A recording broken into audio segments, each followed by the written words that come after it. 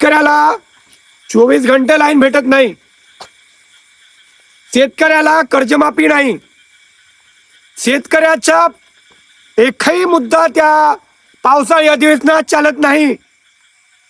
आता रात्रीचे किती वाजले रे? 11 वाजले असतात.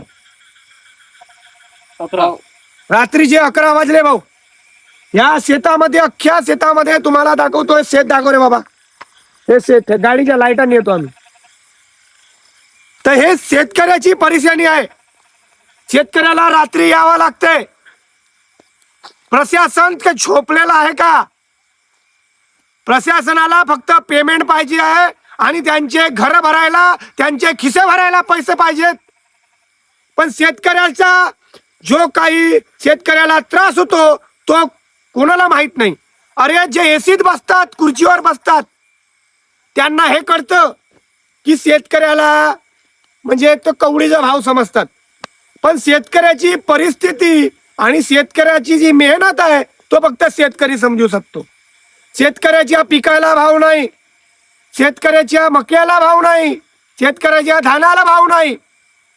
अरे शेतकरी काय पाण्यावर पोहतो काय?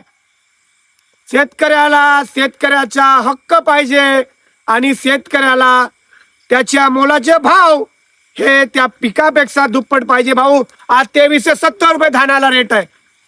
ह्या रात्री 12 वाजे आम्ही शेतामध्ये जागतो. लाईट 12 घंटे देत्या तुम्ही आणि तुमच्या घरामध्ये 24 तास. शेतकऱ्यावर का अन्याय होतो हा? शेतकऱ्यावर अन्याय व्हायला नको. शेतकरी काय मरणार काय? अरे शेतकरी पिकवतो तरच तुम्ही खाताय.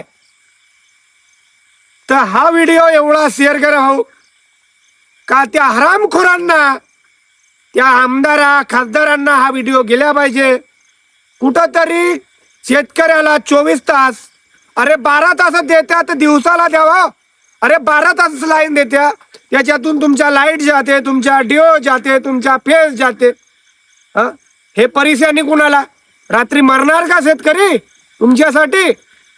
आणि माननीय चंद्रशेखर बावनकुळे साहेबांनी सांगितलं आहे, वावरामध्ये जो पांदन रस्ता आहे तो पक्का म्हणजे चांगला पद्धतीचा असो.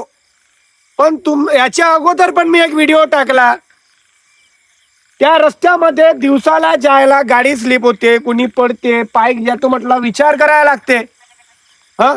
अशा त्या रस्त्यामधून आपल्याला इथं वावरामध्ये यायला लागते.